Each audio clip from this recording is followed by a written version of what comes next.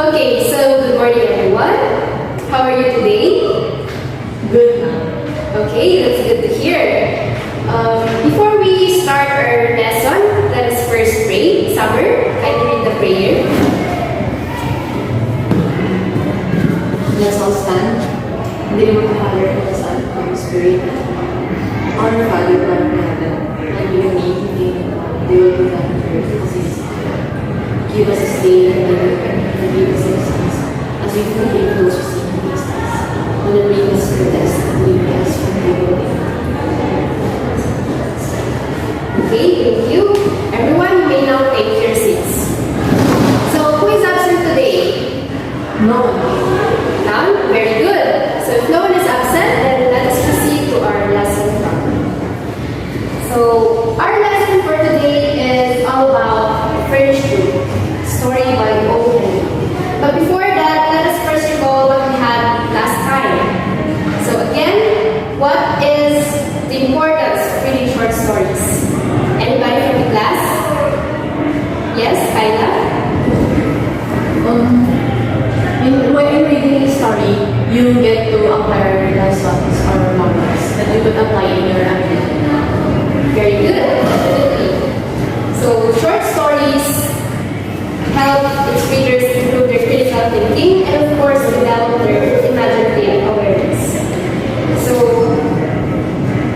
the objectives of this lesson is that students will be able to distinguish the elements of a short story, assess the various moral, social, and economic issues present in the text, and of course intervene in the story by creating a letter to one of the characters in the story. So, before we proceed to our lesson proper, let us first have our warm-up exercise. This activity is entitled Choose To. So, based from the word cloud, create a two-column table and write down 5 words that you know and do not know, and provide your own definitions of the word in the I know column. This will be the format of this activity. So, I'll give you 5 minutes to finish the activity, then you present it in class. You may start.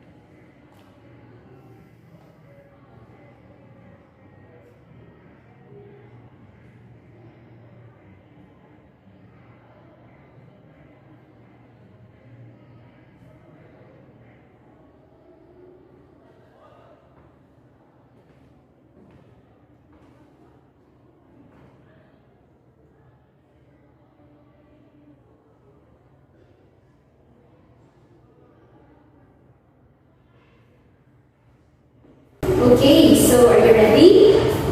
Yes. Okay, so let's start with Shella. So in the lucky vocabulary activity, what words in the word cloud are you familiar with? And what about those that you're not familiar with? Can you share it with class? The words that I know or that I'm familiar with are room, bed, bell, gas, and can. While the words that I'm not familiar with are binori, ligacious, ringonet, threadbare, and bench. Can you please define those that you know? First, room is a space made for parents. Second, bed, so it is where you could lay, right, or lie. Bell, it means gas is a mother, and theater is where actors or actresses perform. Okay, very good. So as you can see in our screen is our definition of terms. These are actually the words that are included in the story that we will be reading later on. So number one, we have there tradition, or the habitable rooms or suites are used by temporary guests. Number two, we have room, a part or division of a building enclosed by walls, floor, and ceiling. Number three, furnished, available to be rented with furniture. Theater, a collaborative form of performing art that uses live performances, usually actors or actresses. Number five, Midnight, a plant resida odorata, common in gardens, having raisins of small, fragrant, greenish-white flowers with prominent orange anthers. Kindly continue. 6, vivacious, lasting dark short.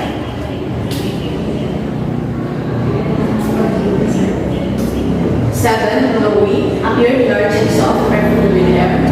8, threadbare, having the knot worn off so that the thread shows.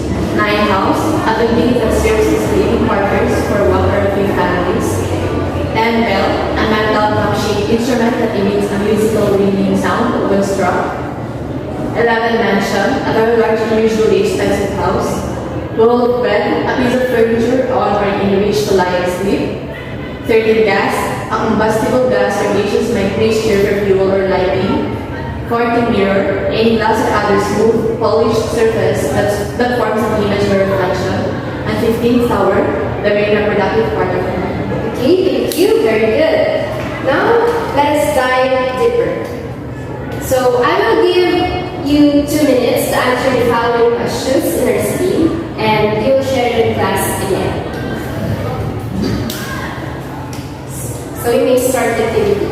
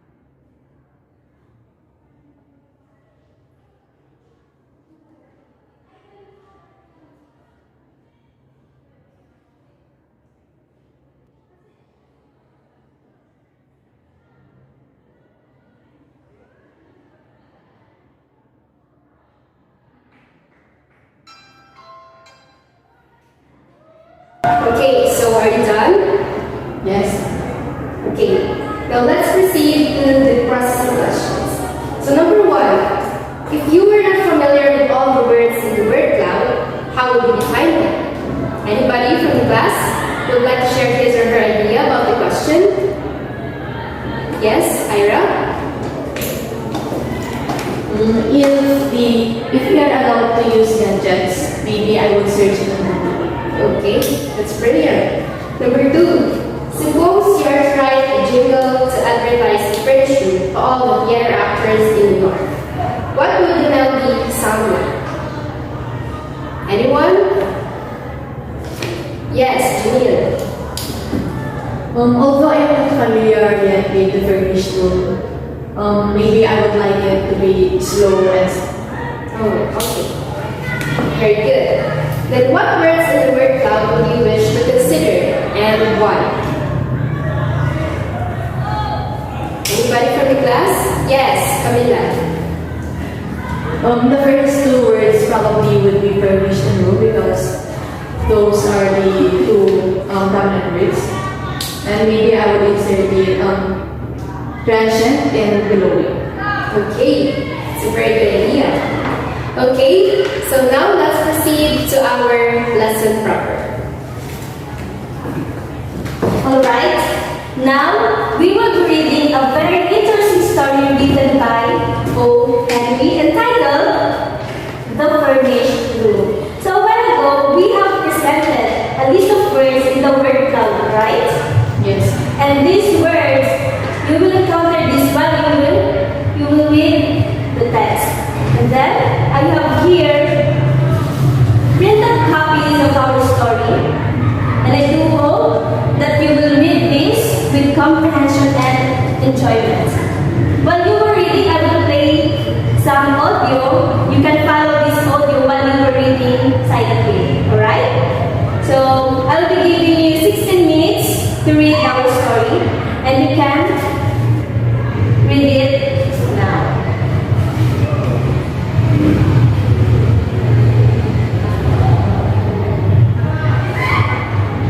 The furnished room.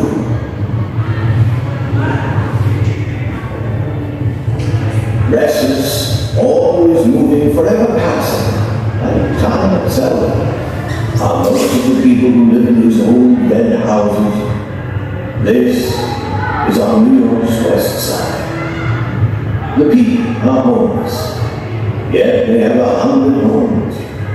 They go from furnished room to furnished room. They are transients. Transients forever. Transients in living place, transients in heart and mind. They sing the song, Home Sweet Home, but they sing without feeling what it means. They can carry everything they own in one small box. They know nothing of gardens. To them, flowers and leaves are something to put in a woman's hat. The houses of this part of the city have had 1,000 people living in them. Therefore, each house should have 1,000 stories to tell. Perhaps most of these stories would not be interesting. But it would be strange if you did not feel in some of these houses that you were among people you could not see. The spirits of some who had lived and suffered there must surely remain, though their bodies have gone. One evening, a young man appeared going from one to another of these big old houses, ringing the doorbell. At the 12th house, he put down the bag he carried. He cleaned the dust from his face. Then he touched the bell. It sounded far, far away, as if it were ringing deep underground. The woman who owned the house came to the door. The young man looked at her. He thought that she was like some fat, colorless, legless thing that had come up from a hole in the ground, hungrily hoping for something or someone to eat. He asked if there was a room that he could have for the night. "Come in," said the woman. Her voice was soft, but for some reason he did not like it. "I have the back room on the 3rd floor. You wish to look at it?" The young man followed her up. There was little light in the halls. He could not see where that light was coming from. The covering on the floor was old and ragged. There were places in the walls made perhaps to hold flowering plants. If this were true, the plants had died long before this evening. The air was bad. No flowers could have lived in it for long. This is the room, said the lady in a soft, thick voice. it's a nice room. Someone is usually living in it. I had some very nice people in it last summer. I had no trouble with them. They paid on time. The water is at the end of the hall. Strauss and Mooney had the room for 3 months. You know that? Theater people. The gas is here. You see, there's plenty of space to hang your clothes. It's a room everyone likes. If you don't take it, someone else will take it soon. Do you have any theater people living here? Asked the young man. They come and they go. Many of my people work in the theater. Yes, sir. This is the part of the city where theater people live. They never stay long anyplace. They live in all the houses near here. They come and they go. The young man paid for the room for a week. He was going to stay there, he said, and rest.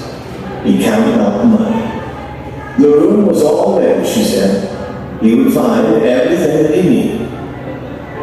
As she moved away, he asked his question. He had asked it already 1,000 times, was always there, waiting to be asked again. A young girl, Eloise Bashman. You remember her? Has she ever been in this house? She would be singing in the theater, probably. A girl, mid-height, thin, with red gold hair, and a small dark spot on her face near her left eye. No, I don't remember the name. Theater people change names as often as they change their rooms. They come and they go. No, I don't remember that one. No, always no. He had asked his question for 5 months, and the answer was always no. Every day he questioned men who knew theater people. Had she gone to them to ask for work? Every evening he went to the theaters. He went to the good theaters and to bad ones. Some were so bad that he was afraid to find her there. Yet he went hoping. He who had loved her best had tried to find her. She had suddenly gone from her home. He was sure that this great city, this island, held her. But everything in the city was moving, restless. What was on top today was lost at the bottom tomorrow. The furnished room received the young man with a certain warmth, or seemed to receive him warmly. It seemed to promise that here he could rest.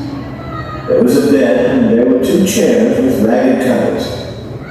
Between the 2 windows there was a looking glass about 12 inches wide. There were pictures on the walls. The young man sat down in a chair while the room tried to tell him its history. The words he used were strange, easy to understand, as if they were words of many distant foreign countries. There was a floor covering of many colors, like an island of flowers in the middle of the room. Dust lay all around it. There was a bright wallpaper on the wall. There was a fireplace. On the wall above it, some bright pieces of cloth were hanging. Perhaps they had been put there to add beauty to the room. This they did not do. And the pictures on the walls were pictures the young man had seen 100 times before in other furnished rooms. Here and there around the room were small objects forgotten by others who had used the room. There were pictures of theater people, something to hold flowers, but nothing valuable. One by one, the little signs grew clear. They showed the young man the others who had lived there before him. In front of the looking glass, there was a thin spot on the floor covering. It told him that women had been in the room. Small finger marks on the wall told of children trying to feel their way to sun and air. A larger spot on the wall made him think of someone in anger throwing something there.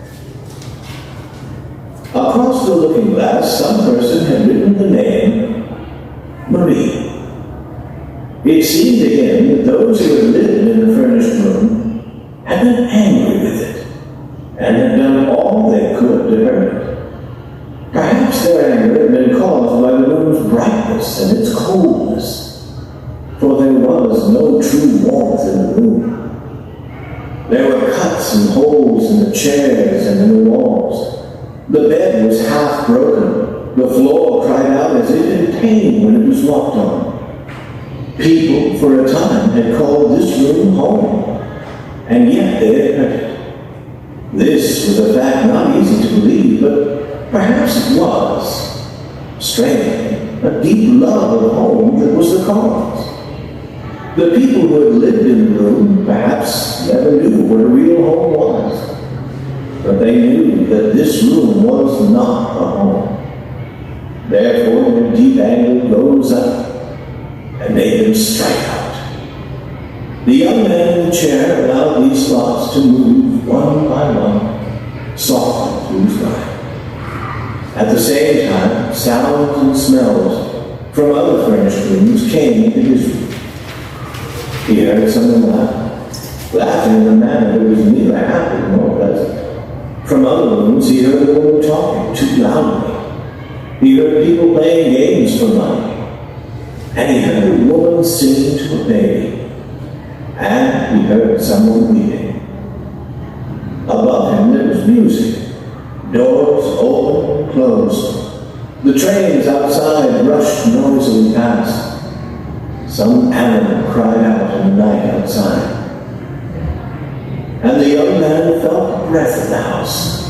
It had a smell that was more than bad. It seemed cold and sick and old and dying. Then suddenly, as he rested there, the room was filled with the strong, sweet smell of a flower, small and white, named Minette. The smell came so surely and so strongly, and it almost seemed like a living person entering the room. And the man cried out aloud, "What, dear?" As if he'd been called. He jumped up and turned around. The rich smell was near and all around him. He opened his arms for him. For a moment, he did not know where he was or what he was doing. How could anyone be called by a smell? Surely it must have been a sound.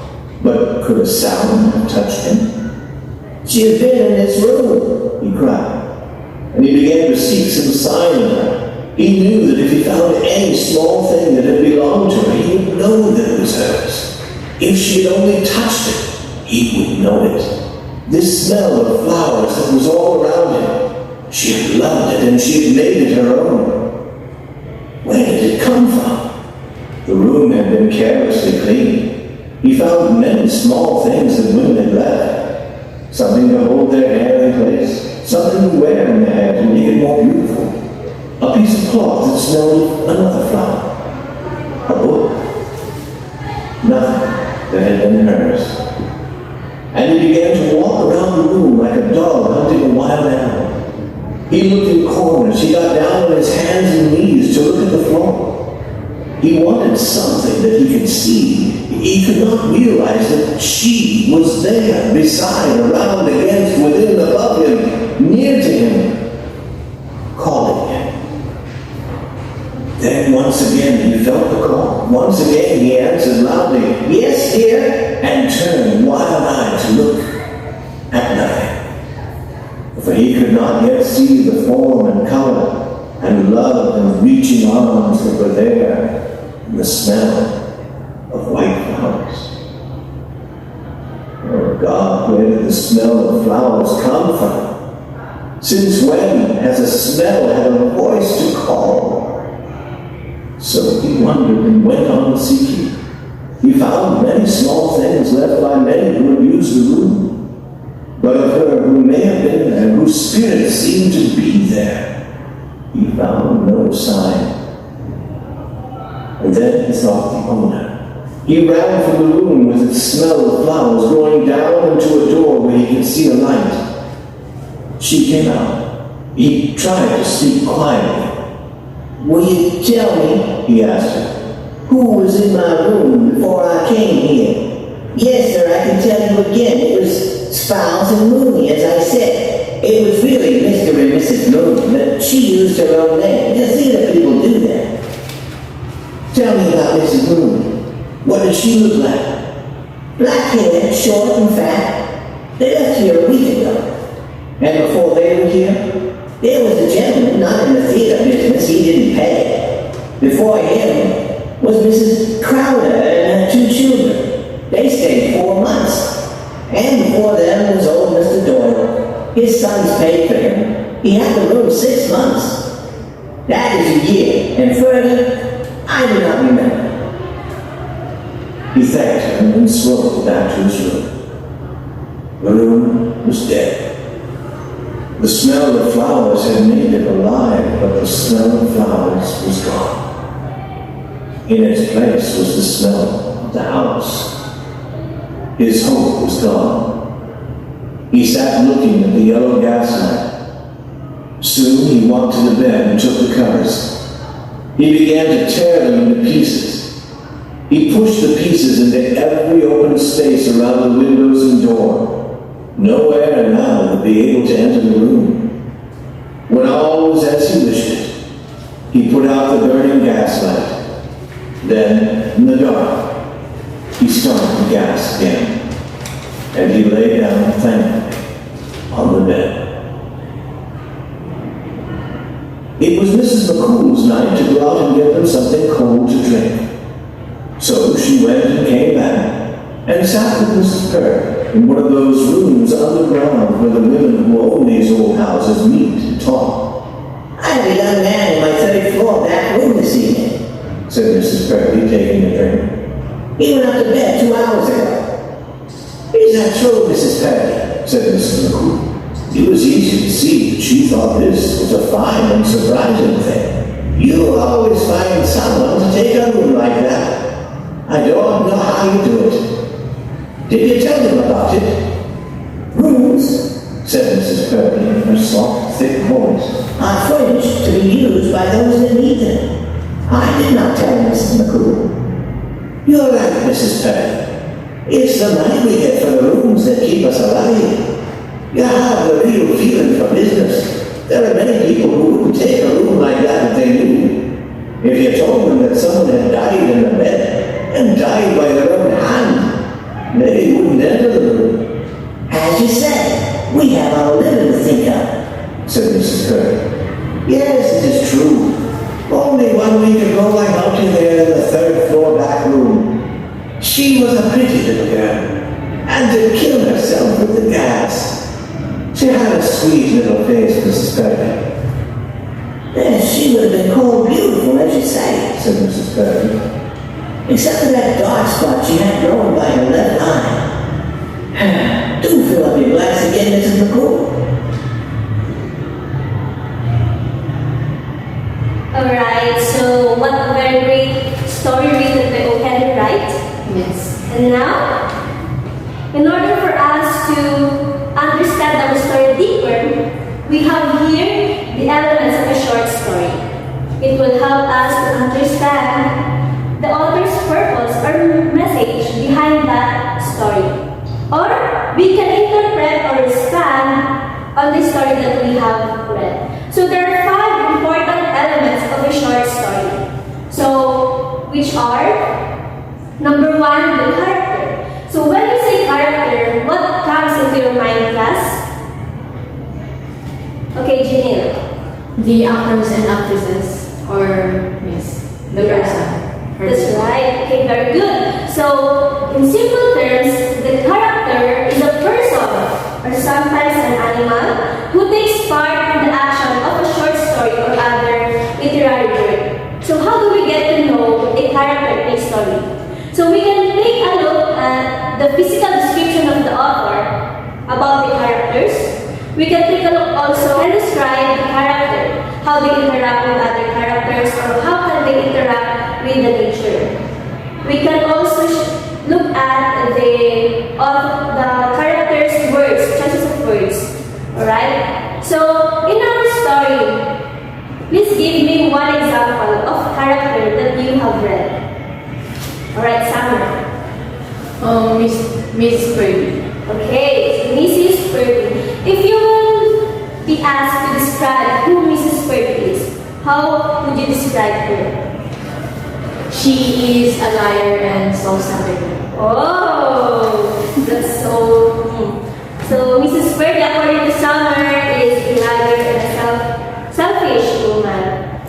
She is the owner of the room that the young man rented, right? So the next element is the setting. So what do we mean by the setting? Anybody in the class? Yes, Sheila? The setting is where the story takes place or the time the story has happened. You're right, okay? So when we say setting, it is the time and place that a story occurs. So sometimes the author describes the setting in a landscape, a building, a weather, season, or a specific time, dates and years. So can you give me an example of a setting that you have noticed in our story? Yes, here. In New York. Alright, very good, in New York. So our story takes place in New York City. Okay. The third element is the conflict. So when we say conflict, it is any of the problems that a character encounters in a story.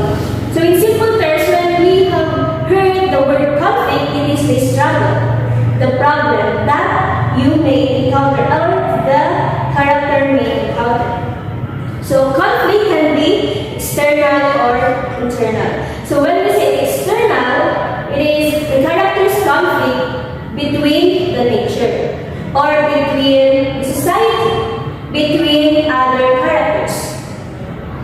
While when we say internal conflict, these are the characters' conflict within themselves. It can be psychological problems. Okay? So, in your own perspective, what kind of conflict does our story portray? Is it external or internal? Anybody in the class? Yes, Sheila? I think that it is external. More like a man versus man. But it does not include like a physical fight. But it's rather like involves like gaps or like untold truths between them. Alright, thank you for answering. That's right. So, our story can be an external conflict between young man and the owner of the house, which is Mrs. Purdy. Alright? The fourth element of the story is the theme. When we say theme, it is the central idea, message, or purpose in a short story. So, every action that takes place in a story, their meaning is fall under the theme. So we can conclude that the action of Mrs. Purdy may have a theme in our that can be relevant in our generation. Okay. The last element is the plot. So when we say plot, it is a pattern of events that develop from the interactions between characters. Alright? So when we say plot, these are the arrangement, the sequence of events.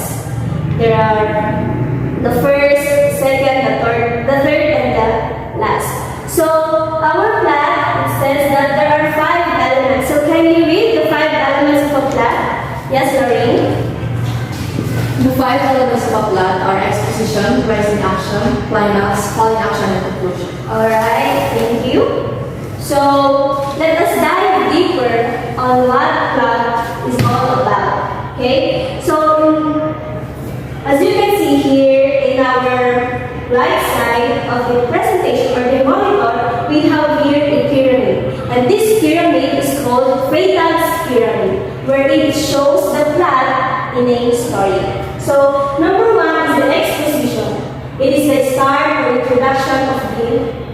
story. So in our pyramid, you can see here, the first thing in our plot is the exposition, wherein you will introduce the characters of the story. Character's name, the setting, the mood, and the time. Okay? So you can see that all in the exposition part. Okay, the second is the rising action. So as you can see here in our pyramid, it goes what?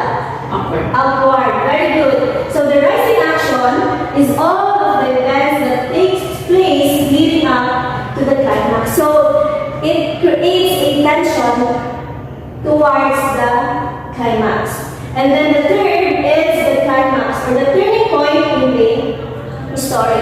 So as we can see here, the climax is at the peak of our pyramid, wherein it shows to us that the climax, they said that it is the most exciting part of the story.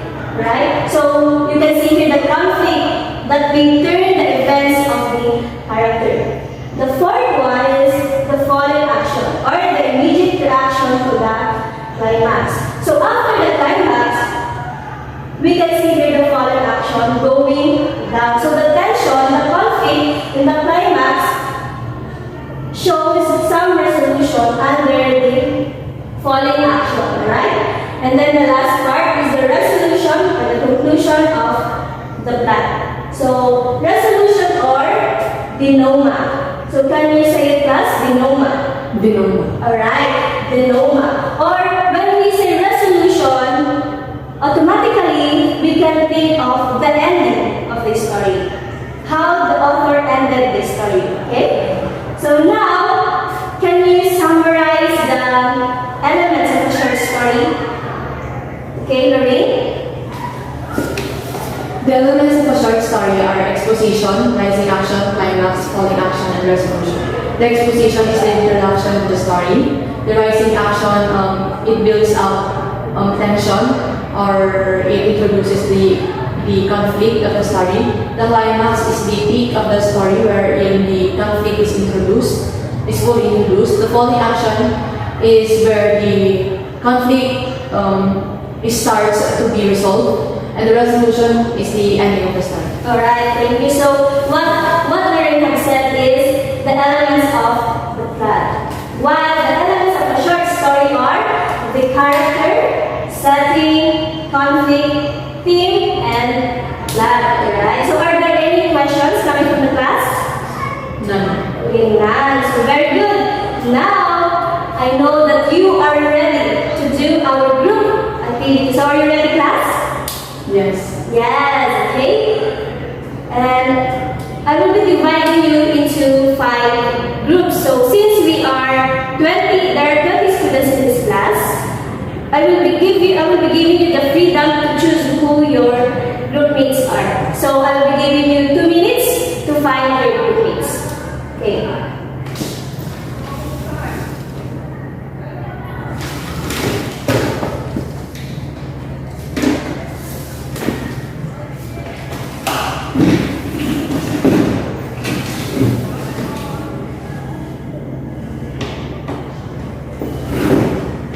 Alright, so did you find your group mates already?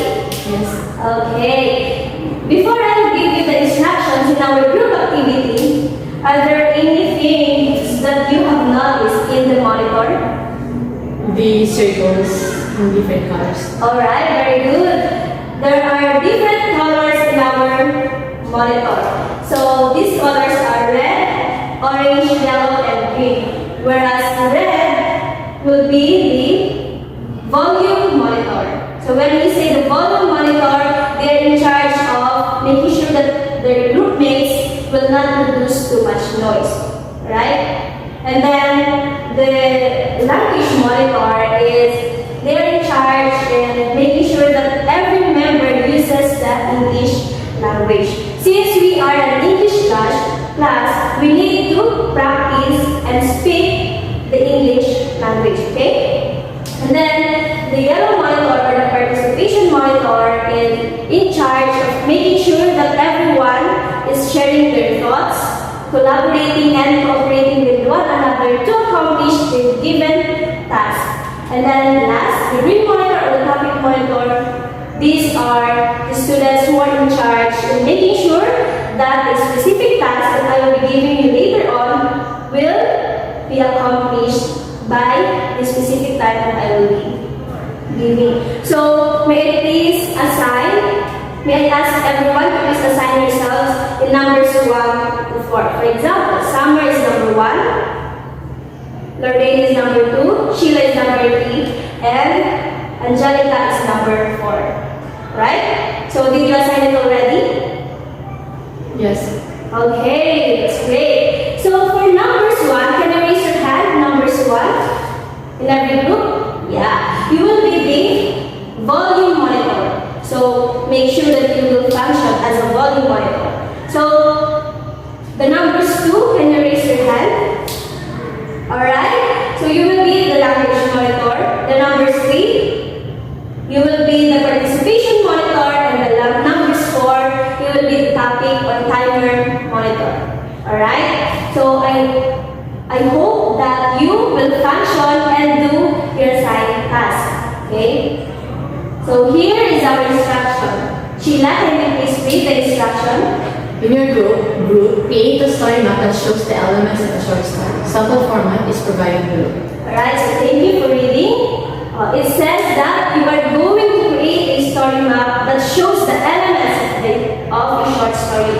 So I know, and you know already, the elements of a short story because we have discussed it a while ago. Isn't it? Yes. Yeah. And this is the sample format. So we have here the characters, the setting, the theme, the conflict, and the plot. So the plot consists of exposition, rising action, climax, foreign action, and resolution.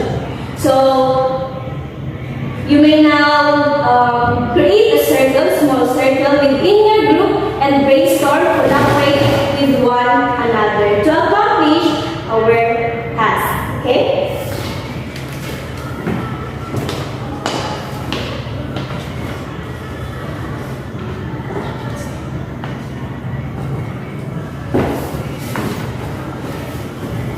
Okay, so I'll be giving you 5 minutes to accomplish your story map.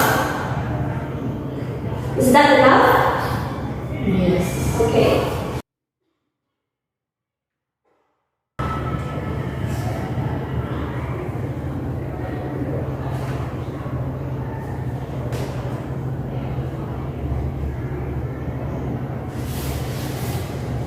Alright, so make sure that you are collaborating with one another.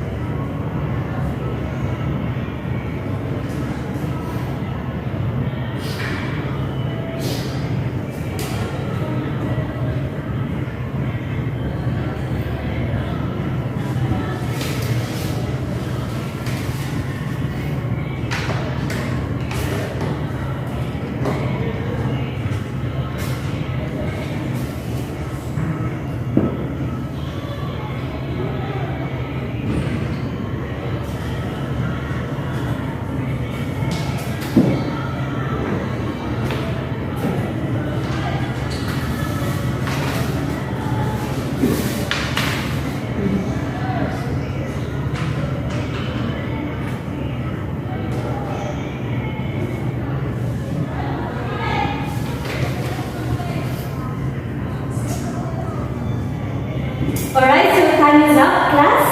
I hope that you have finished your story now, okay? Now, I want you to share your story map to the class. So, may I please call on the red monitors per group to share your first 4 elements in the story. Okay, so who are the characters? The characters in the story are young man, Mrs. Purdy, and Mrs. McCool. The setting of the story. So the story happened in New York, Old House. The theme is the highlighted theme is perseverance and the concealed truth. And the conflict of the story is that Mrs. Purdy lied to the young man. Alright, so very good. Thank you for sharing group 1. Okay, so you got it all correct. So the plan here is I will be checking it and we will be discussing it more deeper in our next meeting. Okay, so please pass your papers in front. Alright, so very good. Now, I have here some questions that we can answer in order for us to understand more this story. Okay, so for number 1, what do you think about this story? So who are the orange monitors here? Okay, from group 2, orange monitor Sheila, can you please share your answer to the class? I think the story is tragic. It's just sad. Okay, so Sheila said that this story is tragic. I agree to that because in the latter part of the story, the man committed suicide. And it was revealed in the story that the girl who the man was looking for committed suicide in that same room as well. So it is a very tragic story. So number 2, how would you feel if you are the young man who is looking for someone with uncertainty? So in group 3, the participation monitor, can you please share your answer? David? I would surely be hopeless because I'm not sure if I'm still looking for someone alive or is the person I'm searching for still already dead. Yeah, I agree. That's a very good answer. Of course, if you're looking for someone with uncertainty and there's a high possibility that you cannot find that person, of course you will feel hopeless. Okay? Number 3, do you think that the act of hiding the truth of Mrs. McCool and Mrs. Purdy a good or bad thing? So in group number 4, may you please share your answer? The topic monitor or the green monitor. Alright? So Arnie, can you please share to us your answers? I think the hiding of truth by Mrs. McCool and Mrs. Purdy is a really, really bad thing.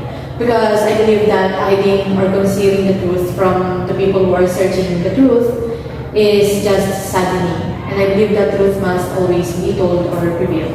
Oh, very good answer. We have said that lying is a bad thing. Okay? So, in order for us to be a good person, we should always tell the truth. Do you agree? Yes. Yes, okay. Number 4, sorry. What changes to the story that you would recommend? Okay, so any answer coming from the group 5, the volume monitor or the red monitor. Okay, Summer. If I were to change a part in the story, it would be the ending, wherein I would not let the young man commit suicide, but rather I will show how the truth has been told to him by Mrs. McCool and Mrs. Purdy themselves, because I want them to at the end of the story they will feel the guilt that their conscience should matter first before rather than their quench for money. Yes. Alright, so very good. So very well said. I agree to that because for me, I will change also the story wherein the man took his own life. So maybe I will change the way the man knows the truth behind the girl who is looking for. Right?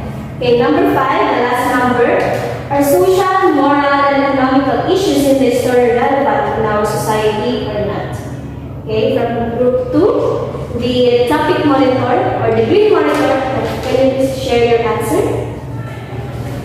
I think the social or moral or economical issue that has been discussed in the story is a very relevant in our current society because it shows how just people are so greedy or are just so self-centered and selfish that their wants or their needs, their financial needs just matter most or just matter more than the needs of other people. So I think readers must know the fact that hiding the truth from other people, what do you do? Alright, so that's a very good answer. Coming from group 2, okay? So yes, it is relevant in our society. So some social issues that we can see is that there are lots of people who is looking for themselves or for their loved ones. So take for example, those parents are looking for their children. Maybe some they have kidnapped their children. Next is the moral issues is the concealment of truth, wherein most people choose to tell lies than to tell the truth, right? And then last, the economical issues. It is the most prevalent issue in our society, just like what the group just said. Wherein there are lots of people who are greedy in power and in authority.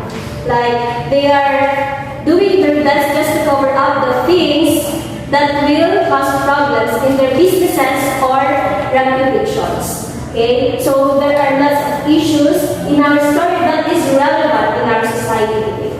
Okay, so thank you for participating. You may now go back to your proper seats. Alright, now that you are in your proper seats, we will be having a think pair share. So your seatmate will be your partner for today. So kindly please read the instruction. Basil. In a short bond paper, create a short letter for the land reading story. Make use of materials. A format is provided with. Okay, so now with your pair, you are tasked to create a short letter for the landlady in the story. So who is the landlady again? Mrs. Purdy. Alright, very good. Mrs. Purdy.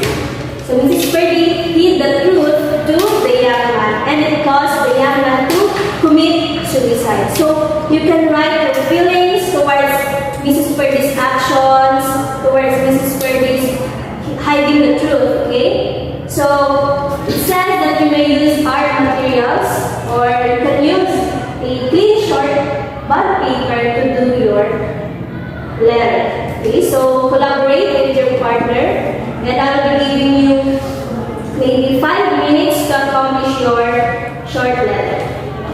And afterwards, I will be calling someone to share your letter to the class.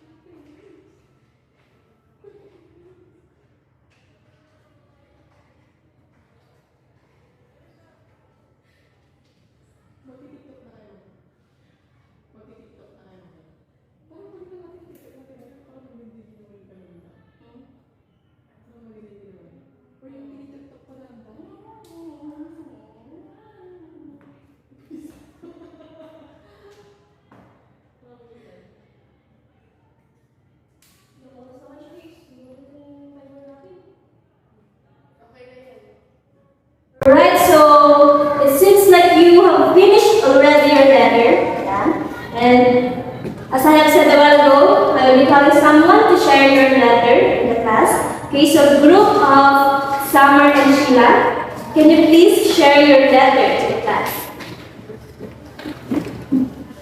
To Mrs. Purdy, I am writing this letter to inquire about the rumored concealed crime that took place within your branch. With my utmost concern, I want to request for your approval for the public inspection of the rumored crime that happened in your branch and regardless of their occupants. If a crime was proved to have been really occurred in your branch, then with all your conscience, please cooperate with the local law enforcement authority. As a landlady, please bear in mind that the reputation of your pension business is dependent on your responsibility and ensuring the safety and security of your leases.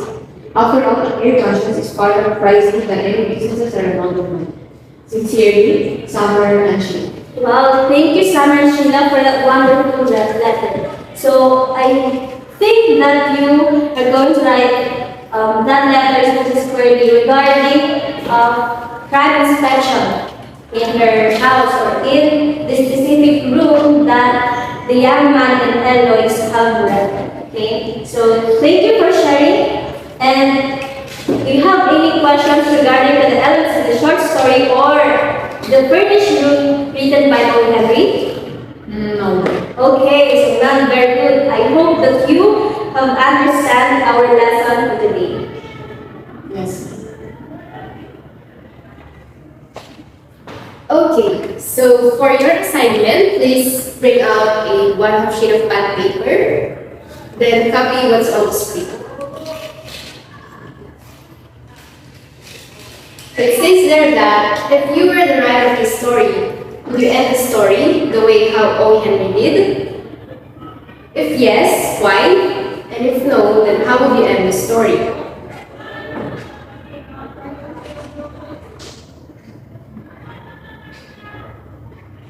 Finish? Yes. Okay. So again, do you have any questions, suggestions, or clarification regarding our lesson for today? Okay, if none, then let's call it a day. Goodbye everyone and see you tomorrow. Goodbye, Mom.